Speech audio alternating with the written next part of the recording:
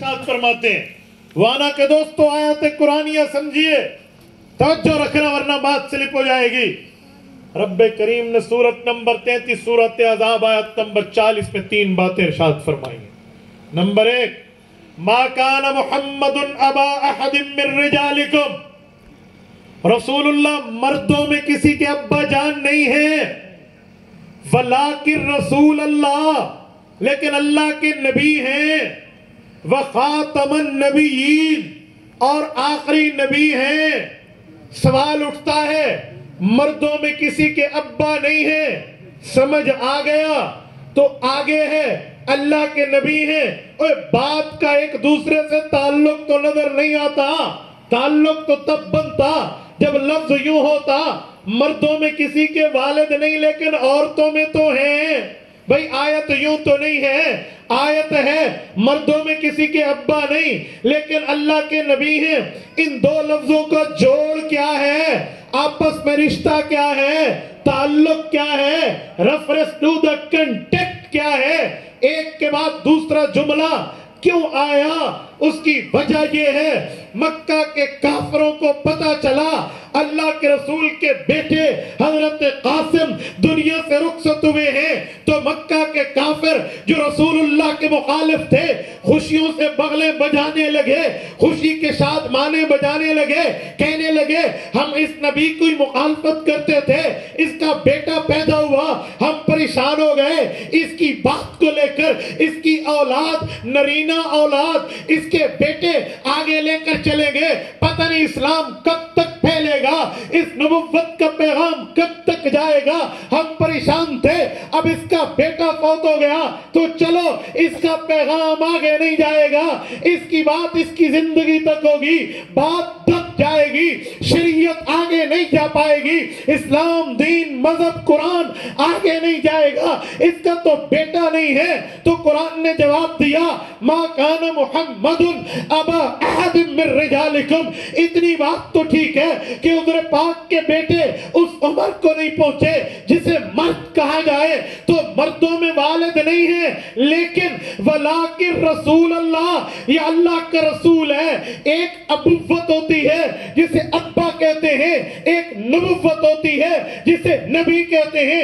ابوت کی نسل اس کے بیٹے ہوتے ہیں، نبوت کی نسل اس کی امت ہوتی ہے، اور بیٹے ہوتے 3 ہوتے 4 ہوتے 10 15 20 ہوتے، کب تک لے کر اس کی بات کو چلتے، ایک نہ ایک دن تو اولاد نے فوت ہو جانا تھا، لیکن یہاں ابوت کی بات نہیں ہے، نبوت کی بات ہے، اس کی نسل اس کی امت ہوگی۔ ولیکن رسول اللہ، یہ کائنات میں اللہ کا رسول ہے، پوری امت اس کے مشن کو لے کر آگے پھیلائے گی۔ سبحان اللہ، یہ ہے ولیکن رسول اللہ۔ اچھا تو اگلا جملہ وخاتم النبیین، آخری نبی ہیں، یہ کیوں ہے وخاتم النبیین؟ اس کا کیا مطلب؟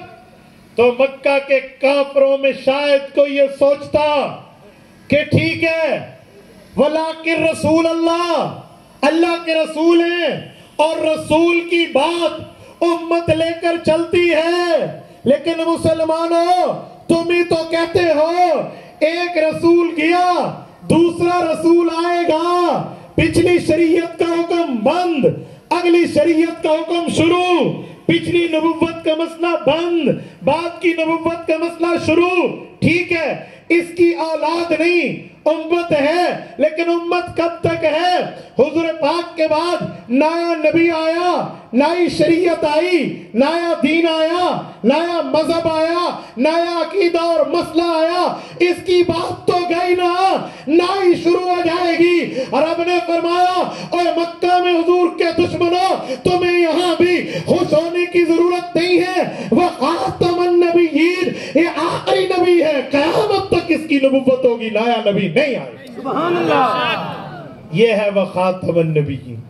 تو قرآن تو دلیل دے رہا ہے، قرآن کریم نے اس مسئلے پر تو دلیل پیش کر دی، تو لہذا رسول اللہ کی آخری نبوت کے لیے تو آیت ہے، لیکن میں آیت بعد میں پیش کی، عقل پہلے پیش کی ہے، اور آپ کو سمجھا چکا ہوں کہ اگر اس کھوپڑی میں عقل ہے تو حضور پاک کے نام میں بھی ختم نبوت ہے۔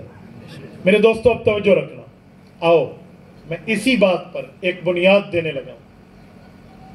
اس ختم نبوت کے نظریے پر ہمارے اکابرین کی قربانیاں، اور قربانیاں روز اول سے ہیں۔ جب رسول اللہ دنیا سے رخصت ہوئے تو یہی یمامہ کا مسلمہ جو حضور پاک کے پاس آیا تھا، میں ابن عباس کی روایت پڑھ چکا ہوں، چھڑی والی بات پہ ذہن میں ہے نا، اسی نے نبوت کا دعویٰ کر دیا یمامہ کی بستی میں۔ تو اس کے خلاف لشکر کشی کی ہے کس نے؟ افضل البشر بعد الانبیاء حضرت ابوبکر صدیق رضی اللہ عنہ۔ حضرت ابوبکر صدیق نے اس کے لیے لشکر کشی کی ہے، اس کے لیے میدان جہاد کو گرم کیا ہے، میدان کارزار کو اس کے لیے صحابہ کرام کے لشکر سے بھرا ہے۔ توجہ توجہ، ابوبکر کتنا نرم ہے، اس کی نرمی کتنی ہے، اس کی شفقتیں کتنی ہیں۔ آپ جمعہ کے خطبے میں حدیث پاک سنتے ہیں، منبر پر خطیب اپنے ہاتھ میں عصا لے کر پیغمبر کریم کا یہ فرمان پڑھ رہا ہوتا ہے، ارحم امتی بی امتی ابو بکر، ہے یا نہیں ہے؟ کیا ترجمہ؟ لفظوں کا ترجمہ دیکھیں نا، ارحم، راحم نہیں ہے، رحیم نہیں ہے، رحمت نہیں ہے، ارحم بروزن افضل، کیا معنی؟ اسے کہتے ہیں اس میں تفضیل، انگلش میں کہتے ہیں سپرلیٹو ڈگری ورڈ، اس سے بڑا لفظ نہیں ہے۔ تو ارحم امتی، پوری امت میں سب سے بڑا رحیم و کریم، کس کے مقابلے میں؟ بی امتی، پوری امت ایک طرف، اکیلا ابو بکر ایک۔ یہ 2 دفعہ لفظ امت آیا ہے، ارحم امتی بی امتی ابو بکر، یعنی پوری امت کی رحمتیں، شفقتیں، کرم نوازیاں، نرمیاں ایک طرف ترازو میں، اور اکیلے ابو بکر کی نرمی ایک طرف، تو ابو بکر کا پلڑا بھاری ہو جائے۔ یہ ہے ارحم امتی۔ اس نے لشکر کشی کی ہے، ختم نبوت کے دشمن تھے۔ ابھی تو حضرت عمر کا دور نہیں تھا جس کو وَأَشَدُّهُمْ فِي أَمْرِ اللَّهِ کہا گیا، ابھی تو ان کا دور نہیں ہے، ابھی تو ابو بکر ہے۔ اور آپ کو پتہ ہے جب لشکر گیا تھا، الوداع اٹھائیں، بڑے بڑے اجلہ صحابہ، حضرت معاویہ بن ابی سفیان اس لشکر میں شامل ہیں، فرماتے ہیں مسلمہ کو دھکا دینے والوں میں بھی شامل تھا، کتنے کتنے بندے اس میں گئے۔ آپ ایک حدیث پاک میں اکثر نام سنتے ہیں، حضرت انس، ہے یا نہیں ہے؟ مشہور صحابی، حضرت انس کے بڑے بھائی ہیں برا بن مالک، انس بن مالک کے بڑے بھائی ہیں، یہ بھی اس لشکر میں تھے۔ یہ فرماتے جب ہم یمامہ پہنچے نا، بھوانا کے دوستو توجہ رکھنا، کہتے جب ہم یمامہ پہنچے تو یمامہ میں ہمارے سامنے ایک معاملہ گھمبیر ہو گیا کہ مسلمہ تو ڈر کے مارے اپنے قلعے میں چھپ کر قلعہ بند ہو گیا، پورا لشکر بھی اندر لے گیا۔ اب ہمارے سامنے 2 ہی راستے ہیں۔ ہم نے پتہ کیا کہ اس کے پاس اندر کھانے پینے کا سامان کتنا ہے، انہوں نے کہا جی 5-6 ماہ تک تو اس نے سامان اندر جمع کر رکھا ہے، آپ 5-6 ماہ باہر بیٹھے رہو۔ تو ایک ترتیب تو یہی ہے، دوسری ترتیب کہ آپ قلعے کے اندر چھلانگیں لگاؤ۔ لیکن کیسے چھلانگ لگاؤ؟ قلعے کی دیواریں آپ کو پتہ کتنی اونچی ہوتی ہیں؟ آپ ذرا کبھی جائیے لاہور میں اور شاہی قلعے کی دیوار کو دیکھ لیجیے، آپ نیچے ٹھہرے اور یوں دیوار کو دیکھے کہ دیوار کتنی اونچی ہے، بندہ فائنل کر لے گا۔ اور آج کتنی فیلنگز اور بھرائی ہو گئی ہے، اور 1400 سال پہلے کے عالم ہوگا تو کتنی اونچی دیواریں ہوں گی۔ پہلا راستہ تھا کہ 6 ماہ باہر بیٹھ کر انتظار کرو، اور دوسرا راستہ تھا کہ اندر چھلانگ لگاؤ۔ تو چھلانگ کیسے لگائے؟ قلعے کے اوپر تو دربان ٹھہرے ہوئے ہیں، جو اوپر جائے گا اس کو تو تیروں سے بھون دیں گے لوگ، کون جائے گا؟ کوئی ترتیب دیکھے تاکہ غفلت میں ڈالیں اور کسی ایک کو اندر بھیجیں، وہ چھلانگ مارے، گیٹ کھول دے۔ اور یہ کام بڑا جان جوکھی تھا۔ تو اس کام کے اوپر جس نے سب سے پہلے ہاتھ کھڑا کیا وہ حضرت برا بن مالک ہے، سبحان اللہ، حضرت انس بن مالک کے بڑے بھائی، سبحان اللہ۔ اس کے بچے نہیں تھے، اس کی بیوی نہیں تھی، اس کی اولاد نہیں تھی، اس کے فیملیز ممبر نہیں تھے، اسے حضور پاک کی محبت پہ سب کچھ قربان کرنا آتا، سبحان اللہ۔ پتہ ہے کیسے گئے؟ اب ان کو اٹھائیں کیسے اتنا اونچا؟ تو کہا یہ جو نیزے ہیں نا، نیزے ایک نیزے کے ساتھ دوسرا نیزہ باندھیں، دوسرے کے ساتھ تیسرا باندھیں، تیسرے کے ساتھ چوتھا باندھیں، لمبا بیمبو بنا لیں اور اس کے اوپر ڈھال رکھیں، ڈھال پر ان کو بٹھائیں اور نیزے قدرے بلند کرتے جائیں، وہ اوپر چھت پہ چڑھا دیں۔ یوں گئے۔ امام ابن کثیر نے البدایہ والنہایہ میں اس پر تفصیل دی ہے۔ اور جب یہ اوپر گئے نا، کوئی اکے دکے نے تیر مارے، لیکن جب انہیں چھلانگ ماری تو مجمع ٹوٹ پڑا۔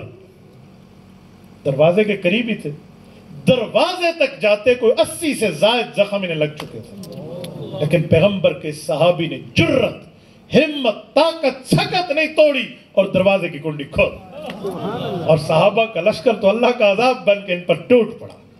اور وہ حشر اس آسمان کی آنکھ نے مسلمہ کے لشکر کا ہوتے دیکھا جو شاید دنیا یاد رکھے۔ اور جب یہ لوگ گئے ہیں تو ان میں ایک صحابی حضرت ابو دجانہ ہے، حضرت معاویہ ہیں، حضرت وحشی بن حرب ہے رضی اللہ عنہم۔ حضرت وحشی کون ہے؟ جو حالت کفر میں تھے، حضرت امیر حمزہ ان کے ہاتھوں سے شہید ہوئے۔ جب اسلام لائے، کلمہ پڑھا، صحابی بنے، رب نے معافی دے دی، توبہ قبول ہو گئی، رضی اللہ عنہم ورضوا عنہ میں شامل ہوئے۔ حضور پاک علیہ السلام نے ایک بات کی، کہا وحشی آپ مؤمن، ایمان قبول، توبہ قبول، صحابی ہونا قبول، لیکن ایک میری بات ماننا، میرے سامنے بیٹھو گے مجھے چچا یاد آئے گا، میرے پیچھے بیٹھ گا۔ حضرت وحشی کہتے ہیں میرے لیے یہ کوئی سزا سے کم بات نہیں تھی کہ میں نبوت کے سامنے بیٹھ کے ان کے دیدار کا شربت بھی نہ پی سکوں۔